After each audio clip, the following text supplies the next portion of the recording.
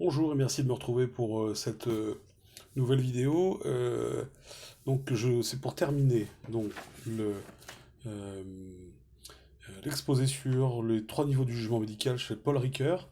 Je vais simplement dire que je me prépare à faire aussi euh, deux petites capsules, je pense, sur deux ou trois, sur la méthodologie, en utilisant un peu l'humour par exemple. En vous donnant quelques conseils pour être absolument certain soit de rater sa dissertation, soit de rater son commentaire ou son oral. Voilà, ça peut être marrant. Et puis c'est les vacances, donc on peut se détendre aussi. Vous aurez, je vais aussi faire, je pense, un exposé sur le dandysme. Là, ça me permettra de reparler de Baudelaire et de le mettre en parallèle avec Oscar Wilde.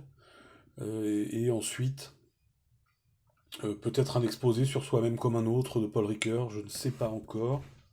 Peut-être. Bref.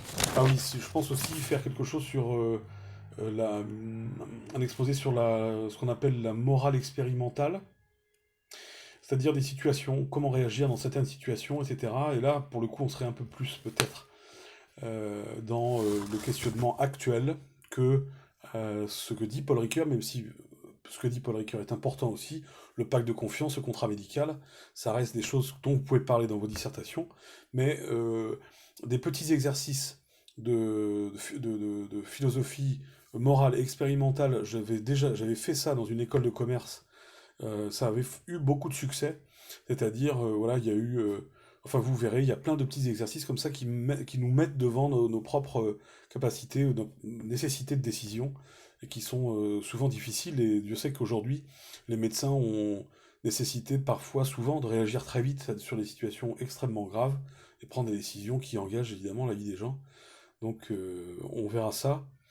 Je voudrais simplement terminer sur cet exposé. Donc, on va revenir sur le contrat médical. On a vu le contrat de confiance entre le médecin et le patient. Aujourd'hui, Paul Ricoeur va aborder au travers de moi la question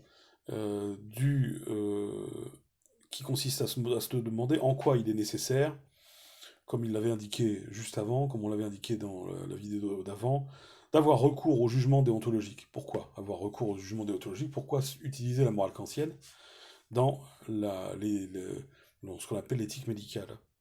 Ça repose, selon Paul Ricoeur, sur trois fonctions qui sont les siennes. Trois fonctions qui sont celles du jugement déontologique. La première de ces fonctions, c'est l'universalisation du pacte patient-médecin, avec l'apparition d'un ordre du devoir propre à la morale kantienne, permettant de faire passer le pacte de confiance expliqué dans la vidéo précédente, de la contingence à l'universel. Ce formalisme, puisque c'est comme ça qu'on peut nommer la morale kantienne déontologique, prend corps dans l'idée de secret médical. Avec la norme, il y a une sortie du particularisme, entrevue au niveau prudentiel, pour répondre à un impératif de justice. Ricoeur le souligne en écrivant que, page 234, que j'avais déjà, il me semble déjà l'avoir lu, mais je ne suis pas certain. Bref, le caractère déontologique du jugement régissant la pratique médicale est confirmé par l'obligation qui est faite aux membres du corps médical, en général, de porter secours non seulement à leurs patients, mais à toute personne malade ou blessée rencontrée en situation de péril. C'est évidemment le cas aujourd'hui. Aujourd'hui, on ne peut pas, sous prétexte qu'il y a énormément de malades du Covid-19, ne pas traiter aussi des gens, évidemment, qui ont un infarctus voilà, ou un cancer. On ne peut pas laisser tout le monde tomber parce que la situation est complexe. Et c'est là où est la difficulté de leur métier d'ailleurs. Ainsi, à la composante de l'éthique médicale qui conduisait à un pacte interpersonnel correspond l'exigence morale euh, de l'universalité du devoir, qui est de soigner chacun en dépit des circonstances. La deuxième fonction du jugement déontologique, c'est de fonder cette exigence contractuelle sur le plan social en faisant émerger des codes de déontologie médicale, donc des règles professionnelles, telles que par exemple l'impossibilité de faire de la médecine un commerce, ou la liberté de prescription et le libre choix du médecin par le patient. Le contrat patient-médecin est ainsi entendu comme une connexion qui implique le jugement déontologique. Il va donc au-delà du pacte de soins, du niveau prudentiel. Les codes de déontologie, lient toutefois le secret médical et la vérité partagée, et permettent donc d'articuler le plan prudentiel et le plan déontologique. D'où le problème du coût. La médecine n'est pas un commerce, et du fait que le corps humain n'est pas seulement un objet, mais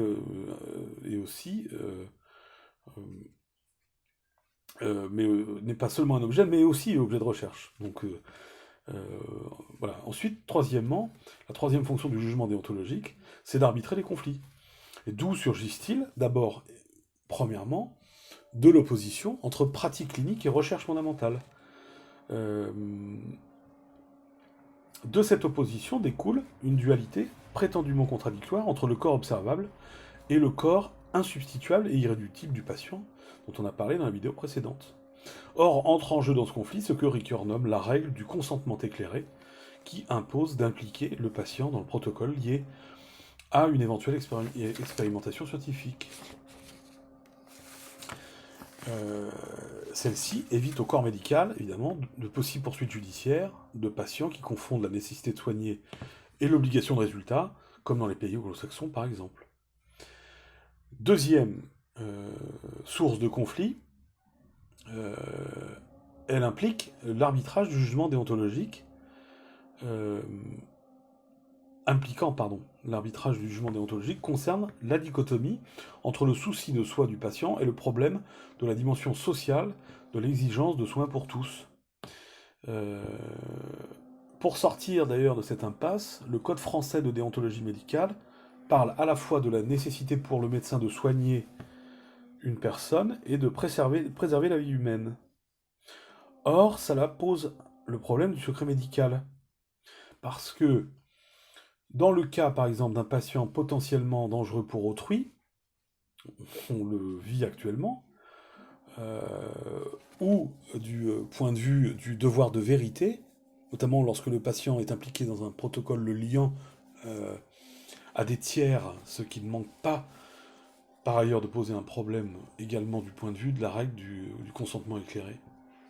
En définitive, Ricoeur affirme que, compte tenu du caractère des dualités corps insubstituable, corps observable, ou médecine-commerce, ou souffrance privée, souffrance publique, etc., il y a fort à parier que le fossé ne pourra que se creuser.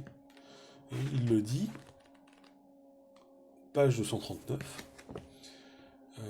le fossé ne pourra que se creuser entre la revendication d'une liberté individuelle illimitée et la préservation de l'égalité dans la distribution publique des soins sous le signe de la règle de solidarité.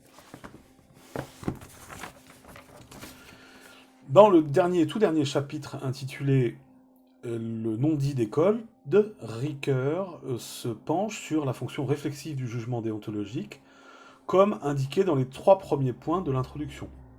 Je vous renvoie à la première vidéo. Dépassant le cadre normatif, il démontre le socle du conflit d'intérêts entre la personne et la société en jeu dans la pratique médicale, en rappelant que le jugement prudentiel découle de la phronésis des tragiques grecs et de l'éthique aristotélicienne. Et il en veut pour preuve le fait que tout médecin prête encore le serment d'Hippocrate. Déroulant ce qu'il appelle, je cite, l'histoire entière de la sollicitude, il attribue ensuite au christianisme et à saint Augustin l'inspiration de l'idée de personne insubstituable que l'on trouve sous le concept d'autonomie dans la philosophie des Lumières. Les codes de déontologie médicale sont aussi soumis à l'influence d'un rationalisme et même d'un utilitarisme qui prennent leur forme dans les neurosciences ou la science biomédicale, Tant et si bien que c'est dans le non-dit de ces différentes influences que les codes existent et se transforment.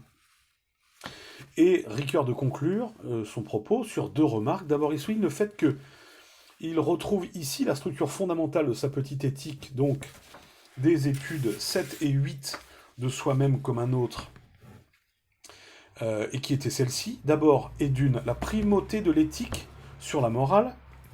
Deuxièmement, la nécessité pour l'éthique de passer sous le crible de la norme. Et troisièmement, euh, et troisièmement,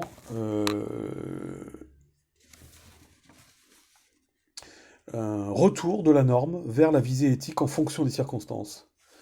Cependant, ici, cette structure est renversée, car il part de la souffrance du patient comme motif de l'acte médical avec, je cite, sa thérapeutique et son éthique de base, à savoir le pacte de soins et la confidentialité que celui-ci implique.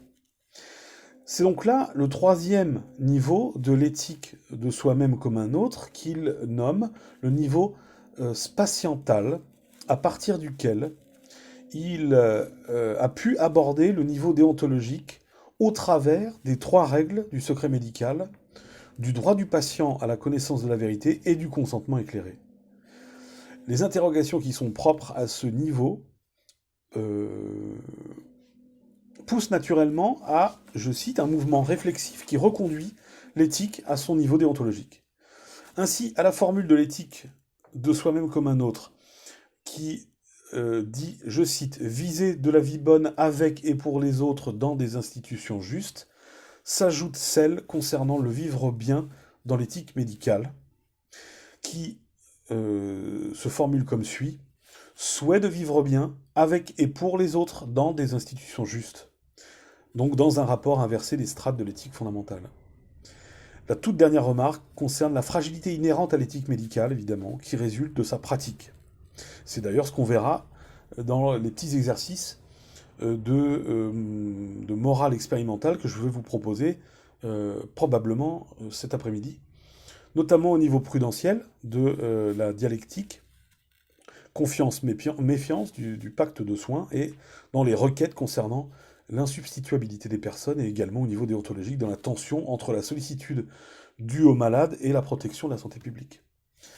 Et Ricoeur de souligner que c'est au dernier niveau, le réflexif, que les interrogations sont les plus présentes et les plus actuelles, en ceci que, je cite, l'hétérogénéité des sources et de la morale commune réactive souvent les questionnements posés sur le plan réflexif du jugement moral, comme notre rapport à la souffrance, à la mort, et à la nécessité de vivre bien par-delà les conflits que ces problèmes engendrent. Et justement, j'en termine là, justement, c'est à ça que j'aimerais arriver la prochaine fois.